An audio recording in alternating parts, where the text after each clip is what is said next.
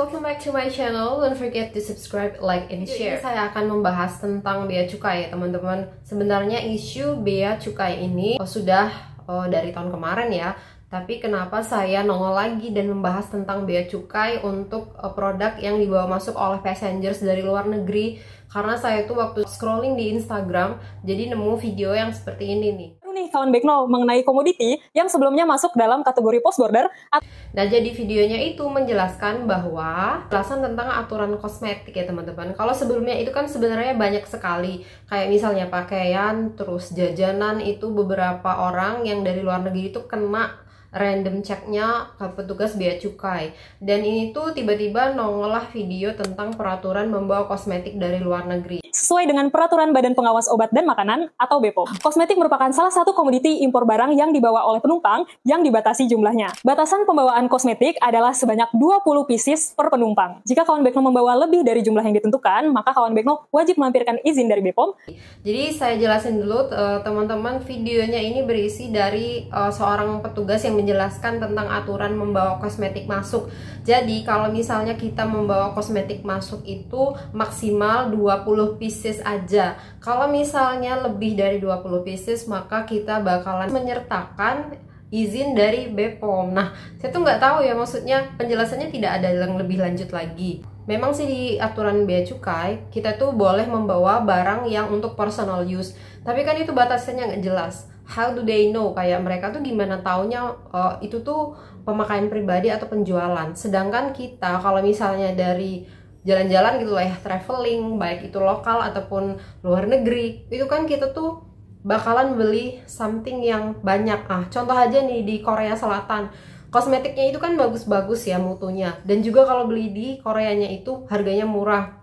Bahkan saya itu waktu ke Korea Selatan, saya beli berbal-bal yang namanya sheet mask untuk personal use saya sendiri, plus untuk dikasih sebagai oleh-oleh, karena di situ murah banget ya. Misalnya kita beli 10, jadi satu bal itu sudah dipacking jadi 10. Jadi beli satu gratis satu. Jadi saya tuh beli satu pack dapat 20.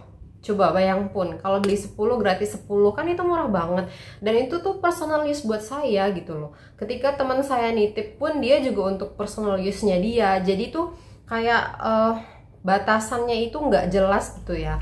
Kalau misalnya harus di random check dan oh ya kamu menyalahi aturan karena lebih dari 20 pieces misalnya kayak gitu. Sedangkan sheet mask itu kalau beli di Korea nggak mungkin kita cuma beli 5 biji, kan rugi banget. Itu salah satu contohnya saja ya teman-teman. Dan masalah peraturan BPOM ini yang agak aneh lagi. Tiba-tiba kita bawa kosmetik dari luar negeri dan harus ada izin BPOM, tuh gimana mau ngurusnya gitu kan? Kayak it doesn't make sense gitu loh. Nah, kalau misalnya klarifikasi dari mereka katanya oke, yang kena bea cukai adalah yang personal use. Tapi dicatat lagi, banyak sekali yang sudah kena random check dan mereka itu kena pajak sebesar beberapa juta. Ada beberapa kasus ya teman-teman, bisa dilihat sendiri. Mbak-mbak yang dari yang coklat, wajar aja kita belinya coklat banyak, dan itu tuh pun itu buat makan sendiri ya. Karena coklat di sana itu murah dan macamnya banyak, jadi wajar dong kalau misalnya beli coklat di Singapura atau Malaysia itu banyak gitu. Saya pun akan melakukan hal yang sama gitu, karena memang murah gitu loh. Nah tapi mereka bilang oh mungkin ya alasannya adalah kebanyakan nih pasti buat dijual lagi gitu. Terus yang pembelaan mereka lagi adalah katanya peraturan bea cukai itu dituliskan bahwa barang-barang yang tidak melebihi 500 USD itu tidak bakalan dikenain pajak atau cukai. Nah, ini aturan tertulis, tapi di lapangan apa kenyataannya banyak yang kena padahal barangnya itu di bawah 500 USD. Katanya di bea cukai itu bilang, misalnya kita beli harga tas 1000 US dollar ya. Nah yang 500 itu nggak kena, tapi yang 500 USD-nya lagi bakalan kena pajak yang macem-macem. Itu sih penjelasan di bea cukainya. Cuman untuk pelaksanaannya banyak sekali yang kena random check. Nah seperti misalnya nih teman-teman, waktu saya pulang dari luar negeri itu kan banyak teman-teman lain, passenger lain yang kopernya gede-gede. Sedangkan kalau saya kan nggak lewat bagasi ya, jadi saya cuman bawa koper kabin, jadi saya nggak nunggu barang yang ada di conveyor belt. Nah untuk yang teman-teman di conveyor belt itu prosesnya lama banget. bisa sampai setengah jam sendiri kalau nggak salah ya. Terus yang bawa kopernya gede-gede itu bakalan tag bagasinya dikasih tanda, dan waktu kita scan ECD tuh petugasnya sambil lihatin koper kita, lihat di tagnya itu. Kalau punya saya kan nggak ada apa-apa ya karena kopernya kabin. Nah untuk yang di belakang saya itu dilihat dan ada coretan di tagnya. Ketika ada coretan di tag koper bagasi itu, maka disuruhlah masuk ke ruangan kayak mau diinvestigasi gitu ya, tawar-menawar barang atau pajak kayak gitulah. Nah itu kan it doesn't make sense intinya. Apalagi peraturan yang barusan saya lihat, aturan tentang membawa kosmetik tadi yang nggak boleh lebih dari 20 pieces ya.